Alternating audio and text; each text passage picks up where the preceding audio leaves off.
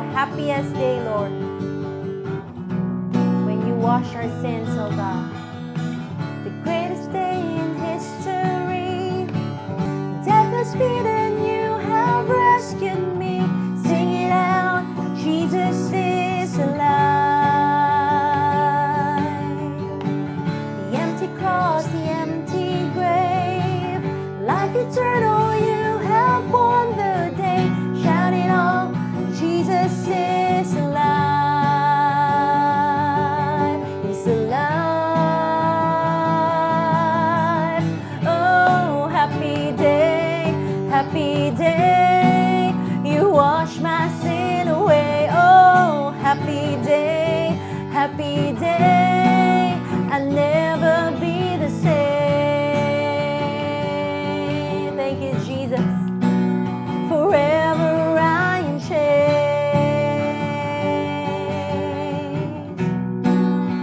Once again, the greatest day in history. Death is beaten, you have rescued me. Sing it out, Jesus is alive. Come on, let's sing it out. The empty cross, the empty grave, life eternal, you have won the day. Shout it all, Jesus is alive. He's alive.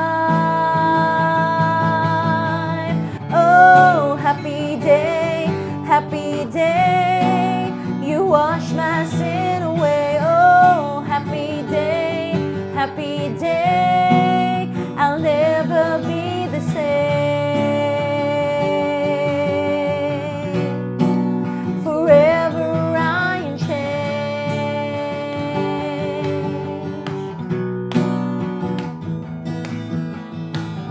When I stand in that place, amen, free at last, meeting face to face, I am yours, Jesus, you are mine.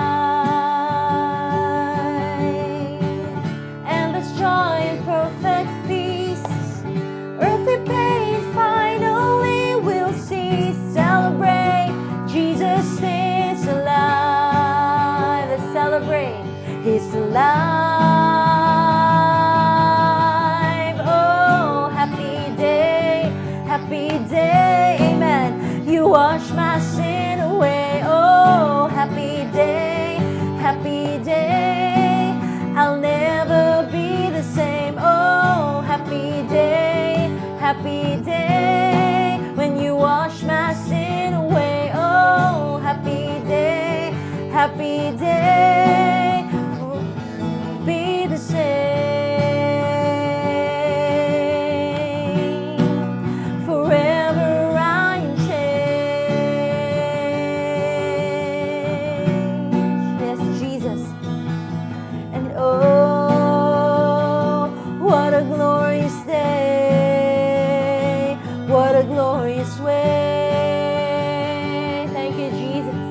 You have saved me. Oh, what a glorious day. What a glorious name. Come on, let's shout it out. Jesus. And oh, happy day. You wash my sin away. Oh, happy day. I'll never be the same. Oh, happy day.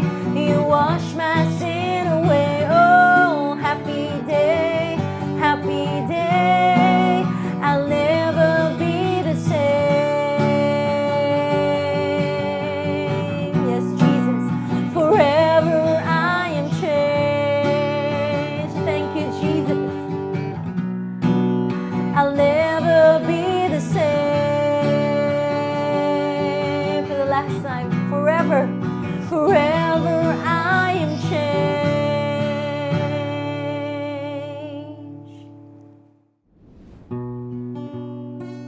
In the oceans of life, Lord Jesus, let our faith stand, Lord, let our soul rest in your embrace.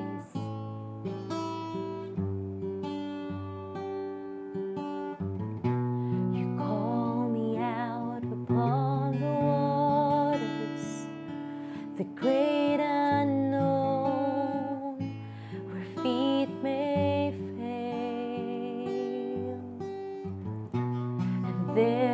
find you in the mystery, in oceans deep, my faith will stand, and I will call upon your name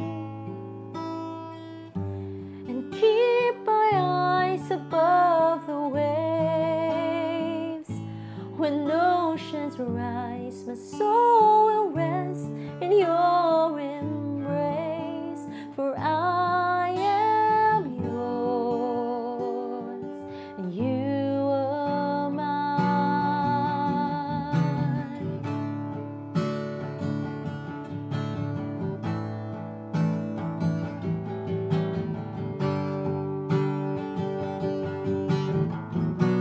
You call me out upon the waters, the great unknown, where feet may fail. And there I find you in the mystery, in oceans deep, my faith will stand, and I will call upon your name, yes, Jesus, and keep my eyes above the waves. When oceans rise, my soul will rest in your embrace, for I am yours and you are mine. Yes, Jesus. Your grace abounds, Lord. Your grace abounds in deepest waters. Amen. Your sovereign hand will be my guide. Thank you, Jesus. Where feet may fail and fear surrounds me, you never fail. You've never failed, and you won't start now. So I will call upon your name and keep my eyes above the waves. When oceans rise, my soul will rest in your embrace, for I am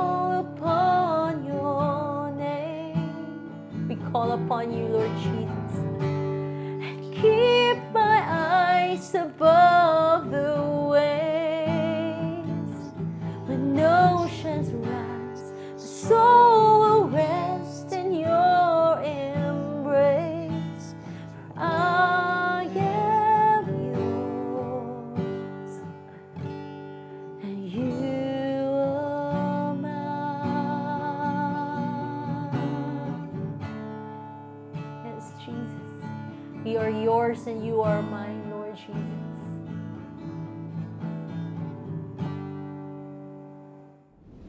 Shalom and welcome to a continuation sa atwang Joy in the Psalms. And we will be talking about Psalm chapter 27 for today. And before we continue, let's all bow our heads, let's pray.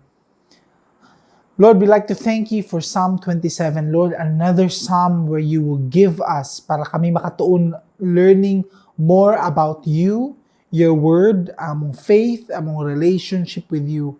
All these things, I pray that we will discover and learn a deeper sense of relationship, di lang about sa amo ang live sa amo ang faith o live sa amo ang journey in this life with you, but at the same time, learning from the experience of the saints or the psalmist here, para kami po makasabot o mag-redirect if there's anything in our life that you want us to adjust. So Lord, we thank you in Jesus' name. Amen. So another psalm for today, Psalm 27, and this psalm again is coming from David. Let's read together. Of David, the Lord is my light and my salvation. Whom shall I fear? The Lord is the stronghold of my life. Of whom shall I be afraid? When evildoers assail me to eat up my flesh, my adversaries and foes, it is they who stumble and fall. Though an army encamp against me, my heart shall not fear. Though war rise against me, yet I will be confident. One thing have I asked of the Lord that I will seek after, that I may dwell in the house of the Lord all the days of my life, to gaze upon the beauty of the Lord and to inquire in his temple. For he will hide me in his shelter in the day of trouble. He will conceal me under the cover of his tent. He will lift me high upon a rock. And now my head shall be lifted up above my enemies all around me. And I will offer in his tent sacrifices with shouts of joy. I will sing and make melody to the Lord. Hear, O Lord, when I cry aloud. Be gracious to me and answer me. You have said, seek my face. My heart says to you, your face, Lord, do I seek. Hide not your face from me. Turn not your servant away in anger.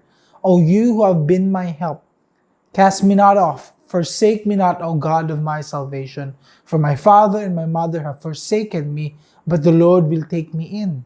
Teach me your way, O Lord. Lead me on a level path because of my enemies. Give me not up to the will of my adversaries, for false witnesses have risen against me. They breathe out violence. I believe that I shall look upon the goodness of the Lord in the land of the living. Wait for the Lord. Be strong. Let your heart take courage. Wait for the Lord.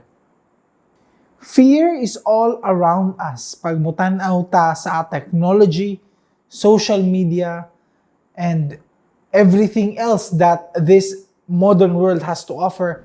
But I still remember kaning mga comic strip that unsaon daw para to stop living in fear, and in that comic strip, he turns off the TV. Of course, ang fear is not only on television or sa ilahang time. It was an idea that all around us mas ma-appreciate o maminaw ta o mas ma-interact ta, of course, with fear. We know this. That's why the horror industry and the suspense industry is such a huge industry, because there really is some appeal to sensationalism or adding fear to whatever story. We see this type of behavior not only on there, but even socially. Pag natin makitaan duha ka buk mag-away, natin makitaan something na nahitabo in the streets, na mga tanong natin sa uban, o siya nahitabo diha. You exaggerate immediately towards the extreme of worsening the situation. You tend to say na ani daw. We seem to be attracted towards what is the worst or bad case scenario. We have this tendency. That's why dili ka makalikay of anything in this world that tends to drives and points us to fear. We operate in that factor. We operate in that type of system. Even our motivations, we fear na basin pag mawalaan ta inani, wala natin opportunities, so we grab forth of the opportunities now. We fear na basin wala na ni na type of relationship or someone you meet, so dali-dalion nimo karon. Or whatever it may be, there's always this fear of basin mawala ni or basin di ni madayon. And of course, life is not simply this way na you turn off the television because everywhere you go, masiasat na magtanong karon, we're all connected towards technology. Atong trabaho will be done on technology, where on social media, dagan kay about fear. When we communicate with our loved ones and people, we use technology na may mga ads or may mga messages or even people trying to take advantage of us. Even kanina time na to listening to a word of God or listening to inspirational messages, we are in a medium na again, naagya po options of fear. So the option for us is dili magpabukid na lang ta, magpalayo ta from very far off. I don't think that is biblical to run away from every problem or chance of fear in this life. Because even Jesus himself, he prayed opposite. He says in John 17, I do not ask that you take them out of the world, but that you keep them from the evil one.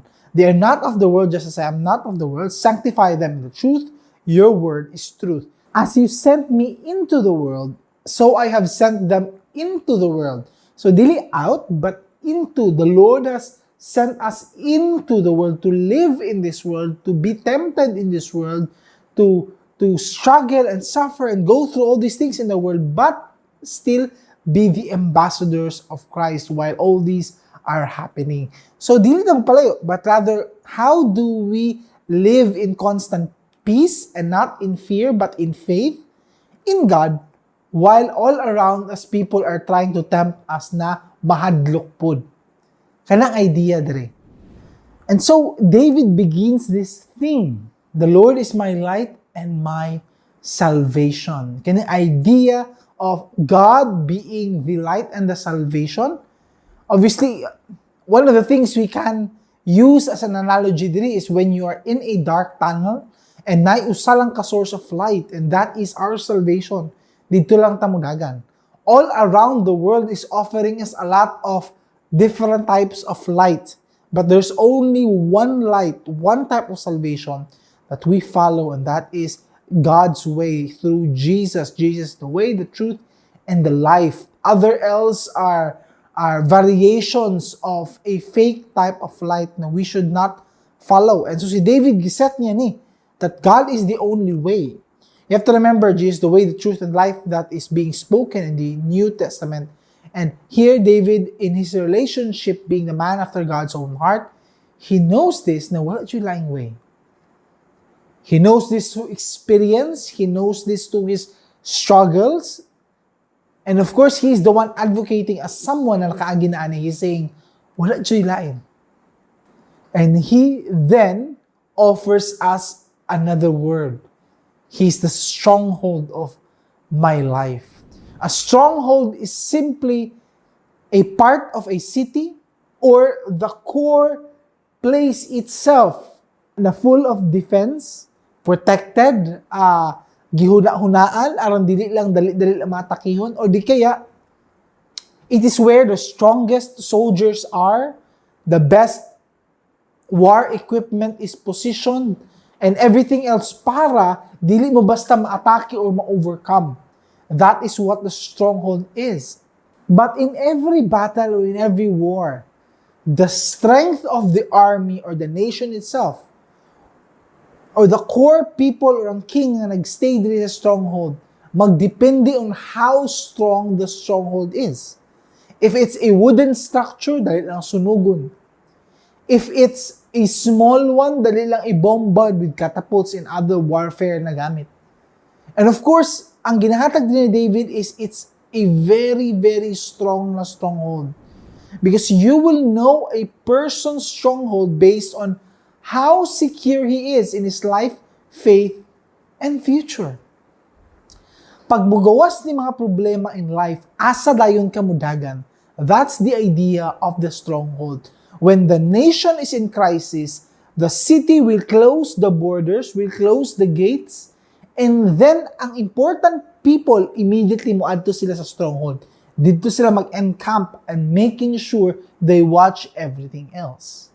And in the same way, when problems come in our life, when we shut off the borders and gates and making sure na we are on the defensive mode, asa ta mudagan. That's your stronghold. Where do you automatically run to in order to be protected, in order to have the defense, in order not to be conquered? Who do you run to? We are in different stages of our life, and it's very possible that whenever problems arise, you immediately go into a mathematical equation. You immediately think, pila kaya ang gastuso na ko ani? Unsa kaya kadako sa savings ang mawala sa ako ani? Unsa kaya impact ani sa akong finances? So you immediately think about your bank account, you immediately think about your cash flow, you immediately think, or perhaps mingon kag, sige lang, napabida ko yung sweldo karong kinsenas, o napabida ko ginahulat nga kwarta gikan sa sale of this and that. Whenever problems arise, and mauna atong thinking, mauna atong stronghold. That is what this point means.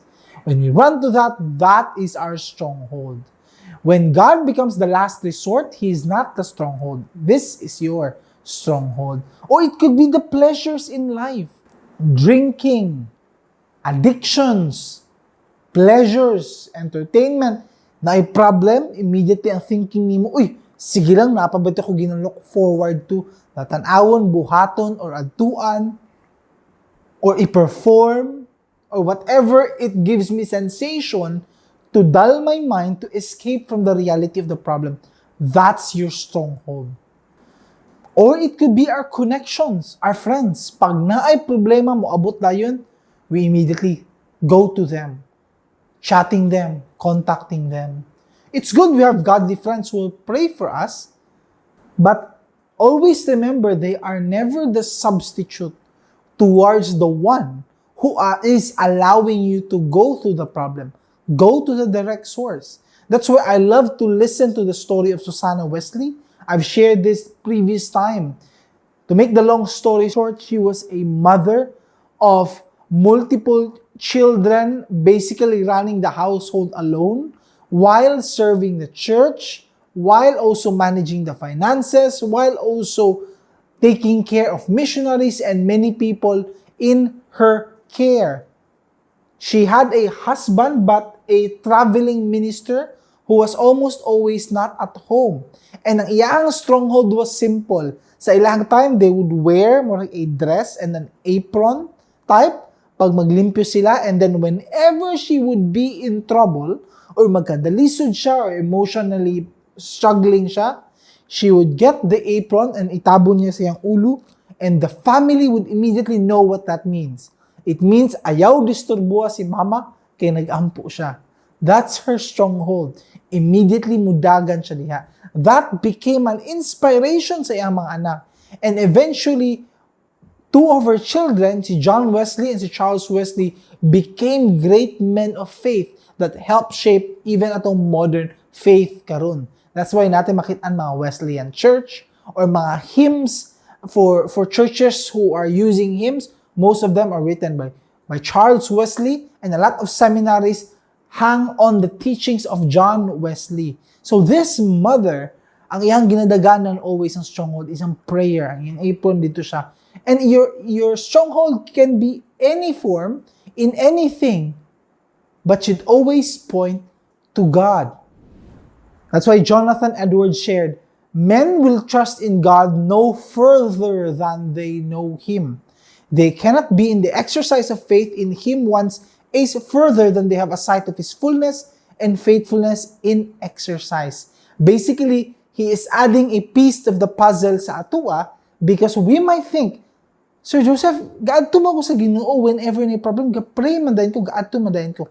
This is the missing piece. Ang missing piece is you cannot trust Him further, no further than you know Him. If wala ka kaila sa Ginoo, you cannot trust Him further.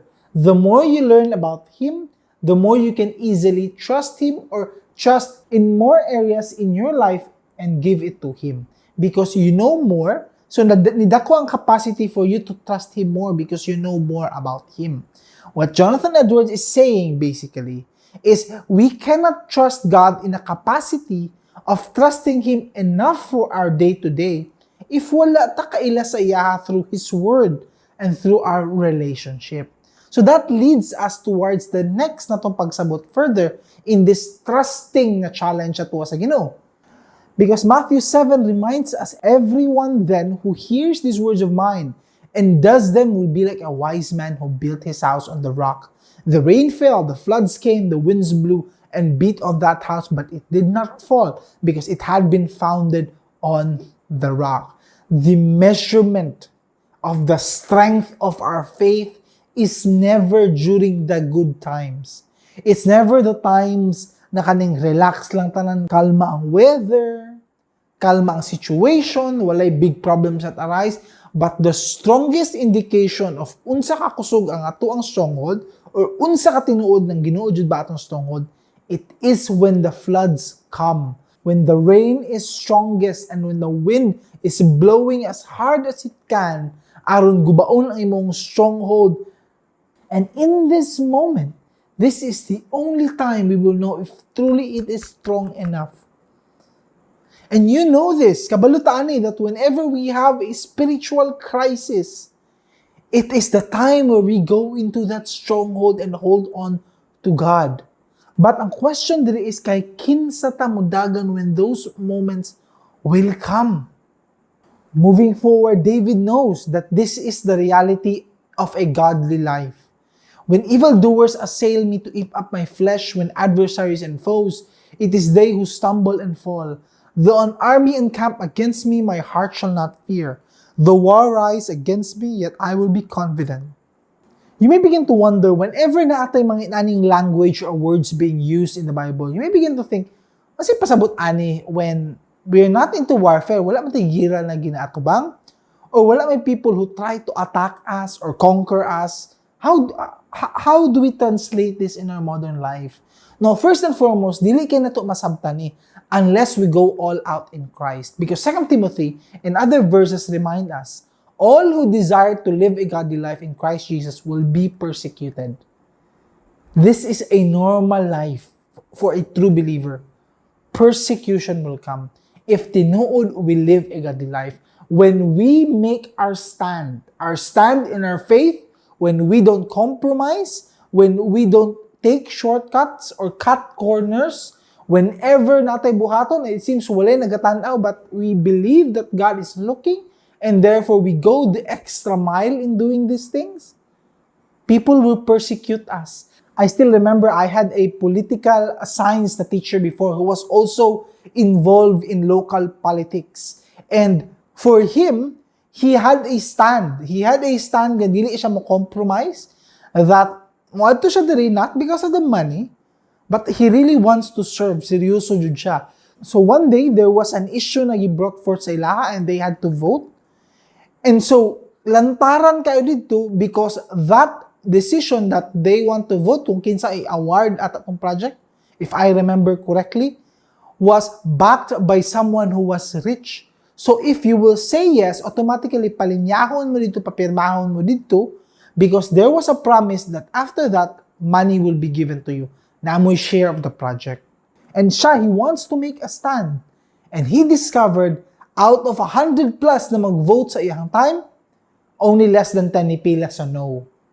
And of course, whenever that happens, when you have a moral stand that goes against the majority, immediately people will attack you. Immediately people will go against you. In the same way, ito ang faith demands a morality that is constant. An unwavering faith in God that though they do not understand, mag-compromise naman day ka. Sagdi na lang gud ang ani. Ay, namusunod ani. Outdated naman ang anong musunod pa mga kaana. And yet, you make that stand, you will make enemies. You will make people say, sa maka self-righteous makay ko ngano inana man imong buhaton, ngano kana man imong sundon, sabay na lang mo din killjoy kay ka. People will make you compromise because it makes them feel better. That's the reality of things. It makes them feel secure that they are right if tanan mo agree with what they are standing on. First Peter says, "Beloved, do not be surprised at the fiery trial when it comes upon you to test you, as though something strange were happening to you, but rejoice insofar as you share Christ's sufferings, that you may also rejoice and be glad when His glory is revealed." If you are insulted for the name of Christ, you are blessed because the Spirit of glory and God rests upon you. If you are insulted in the name of Christ, you may say, weird man, gabi ka extreme ng kind of faith na persecution, may mga people who will go against you because of faith. Di ba dapat love, love, love? Di ba dapat accept everyone? Di ba dapat understand everyone and everything else? True, we are advocates of love, godly type of love. But it does not mean that God is not a God of justice. It does not mean that God demands His people to obey Him in all things. So we advocate love, but at the same time, we know the moral and spiritual standing na gibutang diya sa Ginoo. That's why He says that if you built this house on the rock, di ba? All these things, dili maka-uyog, dili maka-destroy, dili maka-collapse sa atuang stronghold if we built our house on the solid rock, which is Jesus Christ and His teachings. That's why it's normal. True believers will experience persecution. That's the reality. And persecution doesn't mean na naalay people mo disagree sa imuha, taruho na to na. Persecution doesn't mean that dili tanan maminaw sa imuha. But persecution is this, that in your decision to follow Christ, daghag mo ingong mali ka, o di kaya they are trying to push you towards what they want for your life. You will know this because you will have that conviction. Though it's hard, though dili basta-basta, but when you make that stand, it's going to be difficult. This is the image na ginahatag ni David sa tuwa, enemies encamping against us, because that is how ancient warfare is made. Whenever mag-attack sila sa castle or sa ilang time, dili pa castle, but rather wooden walls or kung naaman, but it's wide cities, not necessarily made of blocks, but may mga tents, may mga mud houses, so everything else, and then naa dito ang palace. But naa sila idea that when an army would attack, mag-build yun na sila camp outside, and then slowly they will cut off supplies. Slowly, they will try to attack. Slowly, they will steal. They will try ways nga musulod sa inyong castle to disrupt. Because one of the best way for warfare is least casualty sa ilang side. Meaning, walay mga matay sa ilang side. And in order to do that, same way na giatubang ni Jeremiah, is the enemies would camp outside and cut off supplies para wala na may pagkaon. So, mahulot ang pagkaon ninyo sa sulod. So, mag-away-away na mo. So, mag-compromise na mo. Mga ratol na mo, uban, mga hawa na, mutakas na. Mabili ni soldiers niyo, gamay na lang, who are willing to defend you. So, inalang ginabuhat nila, padugayay, a war of attrition. Both camps will lose people, will lose food, pahulatay sila until mag-bargain again, whoever has a better advantage in the bargaining. But this is a promise we can hold to.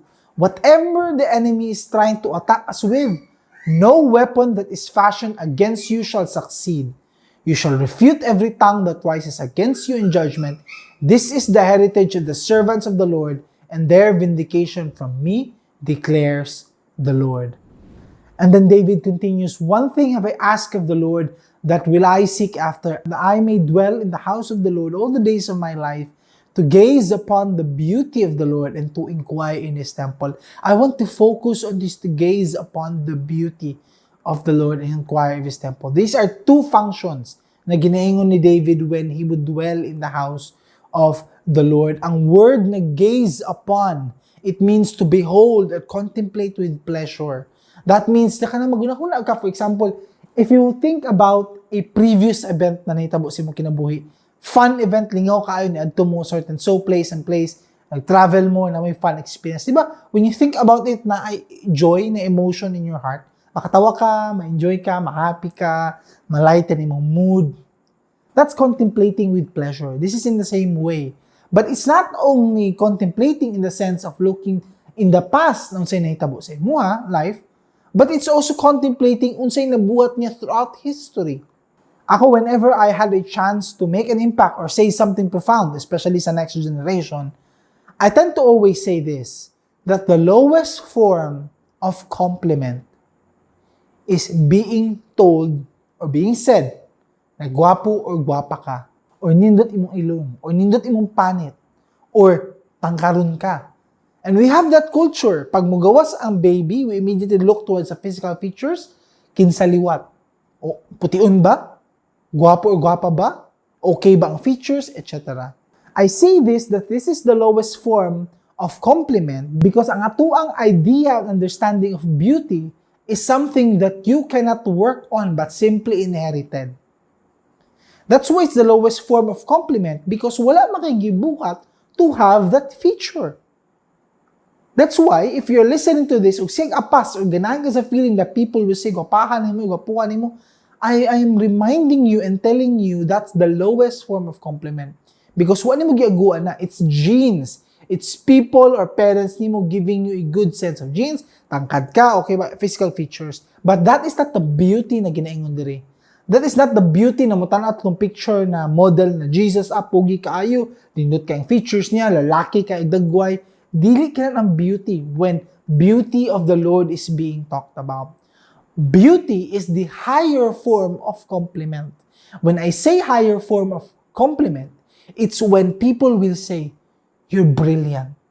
Grabe ka maguna-una. Grabe ka nimong pagbuhat, ani. You have done a masterful job. Kuyaw kay pag-create nimo, ani. Kuyaw kay pag-tackle nimo, ani na project. You have such a great mind. Kuyaw kay pa-expound ang idea. Kuyaw kay kag-charisma, kuyaw kay kag-leadership, and these things, ipakita nimo during the speech, and all these things. That's a higher form of compliment, and that's the beauty explained here. That in the works of God, in the planning of God, in the protection of God, in the grace ni God na gihatag sa tuwa, that's where beauty lies. When we see all throughout history, ever since Genesis towards Revelation, He has prepared all these things for us. When Jesus has proclaimed these profound words that we abide by, we realize that tinuod jud ang ginaingon niya what will happen in our life. That's where we see the beauty of God, His wisdom, His grace, His majesty, all these things na iyahang gi-prepare, the prophecies that He had fulfilled, the things He had performed, the way that despite this was written thousands of years ago, His wisdom still stands to be true. That is beholding the beauty of God. And that will not happen if wala ta kaila sa Ginoo. If we do not know His works, if wala ta kabalo throughout history what He has done by the revelation of God through the Bible. So the more we understand about God, the more we learn about His works, the more na makita natin mga things na ipangbuhat, the more we see His beauty. And the acquiring of the temple simply speaks His difference compared to other gods. God is the only God who was a two-way communication. Kabantay ba mo that whenever you subscribe or learn or study other religions or learn about mythologies or ancient traditions, you will begin to see that it's a one-way communication. When I say one-way communication, it's always in the relationship na ang Ginoo or ang deity na suko sa tua o di ta i-bless niya and therefore natay buhaton para maapis iyang kalagot or matagaan ta niyang favor. Di ba? You offer this and then i-bless ka niya. You do this, tagaan ka niyang inana. That's why we don't believe in kaning way of putting up altars and then mag-ampo ta buhaton nato ni aron mabuenas atong kinabuhi or we are blessed or tagaan ta niyang good favor, if i-share nato ni Facebook post, na atay ani kadaghan nga blessings, wala dito mo tuana because that is not how God works. That's not our communication with God. It's not like the other religion or gods na some other major faith believe in. It's not a one-way communication, but it's a two-way communication because it's a personal relationship. That is how God is different from all these other gods. I remember the story in 1 Samuel 5 when the Ark of God was captured, and pagbutang nila ang Ark of God captured into the temple of Dagon, a kind of deity or God na ilang gina-follow, which is a grain or agriculture na God. Pagbalik nila kinaugmaan, they saw their statue of their God tumba and then worshiping the Ark of God. Ipatingdog nila and then they slept again. The day after, nibalik sila, they saw their statue bowing down again, but this time putol ang kamot and putol ang ulo. And so, katong time na to, when they captured the Ark of God, the enemies of God, na-capture nila to, Nagka-problema ilang city, dili mo mugana ilang ang mga crops nila, di wala sila yield, wala sila okay na relationship in that city, permi sila nagpanic, na ay murag mga lumps, na ay mga tumor sa ilang lawas na manggawas. So, they transferred the ark of God towards another city, the enemies of God, towards another temple, and again, same way nahitabo sa city, nagkagubot, etc. Gibalhin na po nila to a third city in Gath, and same way happened until gibalik nila sa mga Israelites. Because yun sila nagkadimalas na me whenever this ark of God will be put there. Because God is making the distinction nga lahi ko compared to other gods. Because in my faith, it's a two-way communication. That's why when we say to inquire in His temple, it's a relationship that we commune with God, we ask God, we pray to God, and He speaks to us through His Word, through the people, through the circumstance. It's a continuous relationship. That's why we are being commanded to pray unceasingly. Dili pag-undang sa pag-ampo. Meaning, dili pasabot permita na kainan, nag-ampo. But in everything that we do, we communicate with God. Lord, tabangi ko mag-test taon-taon. Lord, give me strength sa akong ginabuhat karon. Lord, nice kaya niya ako nakita inani. It's always the thought that God is included in everything that we do. Obviously, it's not a verbal communication na madunggan mo audible voice, but He is included. This is your worship to Him. The way you talk to another person is your worship to Him. The way you handle this business transaction, your worship to Him. The way you finish your homework or assignment, it's your worship to Him. Because that is what the relationship God is asking of us to have. Mauna, our great defense is number 1, continually seeing His beauty. Number 2, constant communion. When we say continually seeing His beauty, that is the solution for everything. When we are tempted with the other beauties of life. A beauty that money can give. Beauty that pleasure can give. Beauty of not following God can give. It seems na kay freedom to do anything you want in life without rules. These are different beauties in life. But when you see God's beauty and everything else, it's easier to say no to other beauties because wala sila nag-compare to the fairest one, to the most beautiful one out of them all. You begin to see na kontento na may kuaning by the beauty of my God. Why should I trade Him to other gods? That's what seeing God's beauty. And that is the solution again to all our temptations. If we simply make it a lifestyle to see God's beauty, we can easily say no. David continues, "Hear, O Lord, when I cry aloud. Be gracious to me and answer me. Seek my face." My heart says, to your face, Lord, do I seek. And we could see from these verses that again, for David, we tackled this from the previous Psalms, that ang atoang relationship with God, ang forgiveness, and this grace, it's not a right, it's a privilege. He knows that we are always in this unequal relationship, that we are the creation, God is the creator, but because by grace, we can come to Him. And therefore, He knows that He is not telling God what to do. Lord, buhatan ni sa kuha, kay giingon ko sa imo, but rather, Lord, help me. Tabangin ko, ay tanawa ko sa akong gibot. Look at my circumstance, gibiyaan ko sa kong mama, gibiyaan ko sa kong papa, kabalo kong dili ko nimo biyaan. Wala niya gipugos ang Ginoo. But He is approaching that relationship the right way. And then we go to the last few verses of this psalm. I believe that I shall look upon the goodness of the Lord in the land of the living. Wait for the Lord, be strong, let your heart take courage, wait for the Lord. There are two kinds of waiting. There's a kind of waiting na mag-wait ko because I have no choice. I've tried so many other things, walay nag-work, mag-wait na lang ko sa Ginoo. Tagaan ko yung solution, tagaan ko yung tabang. When we are desperate enough, that's okay. That's okay, a type of waiting. Because wala kay choice. It means, gihimo mo siyang last option and now you are at your last option and you must wait. But there's a different kind of waiting. Mo nang gina-propose ni David.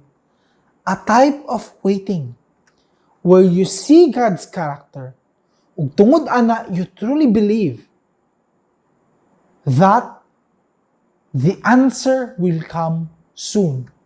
Di ka sigurado kanusa, di ka sure if unya ugma next week, next month, next year, but you know it will come. It will come in the time na buhi pa ka and you're able to enjoy this good and perfect gift. And because of that, you are waiting not desperately, dili mo no choice na luya wala kailangang choice, but the type of waiting where you become strong. Na ang heart nimo is taking courage because you're sure kaila ko sa Ginoo. Sigurado ko mutubag siya. Sigurado kong ubanan ko niya. And therefore, I am more courageous now. Kaya na ko suklan yung problema ni because kabalod yung ko kinsa akong stronghold. Kabalod yung ko kinsa ako ang Ginoo. That's the type of waiting that honors God. Because that's the type of waiting that affirms His character, who He is. That's why our third point, reinforcements will come. Wait for it. If the enemy is encamping against us outside, waiting na i-conquer atong castle, nata sa stronghold, hulat lang ta because a reinforcement will come. Moabot ang ginapangayo nato nga tabang. Moabot ang courage, ang wisdom, ang opportunities, ang love, ang forgiveness, and everything else atong gipangayo sa Ginoo. If it's in His character and it's in His will, it will come. And I know, dili na ako ma-enumerate lain-lain ta karon as we're listening to this message. Lain-lain tag status, lain-lain tag ginahulat.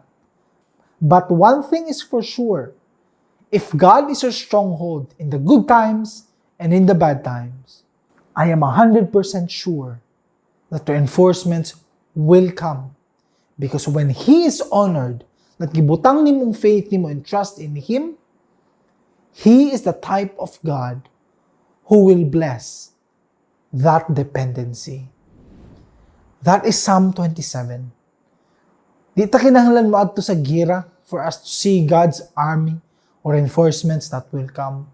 Because we ourselves are each and every day fighting a war, a spiritual war. We are always fighting for our emotions, our contentment, ang atong faith, how we use our time, how we transact, how we deal with other people, how we do atong service, and everything else. We are constantly at war. When the world is telling us, walay war. It's peace, relax, enjoy. But those who desire to live a godly life, there's always a choice to live in faith and not in fear, and rather always putting ourselves in the mercy and peace that God provides. Let's pray. Lord God, thank you because you are the answer to our fear. Thank you for revealing our hearts, Lord, if you are convicting us that whenever any problems mag-arise or any issue, ginapakita nimo sa mua karon that immediately mudagan me to other strongholds and not to you. We're sorry, Lord, if inana ang mga response. We're sorry if pirmi me faithless. And we're sorry if we're always having the thought na ikaw ang last option. Lord, teach us your ways. Remind us starting today, you are our stronghold. And if you are our stronghold, we have nothing to fear. Because in you, we have everything. Thank you in Jesus' name. Amen. Yes, Jesus. Be the King of our hearts, Lord.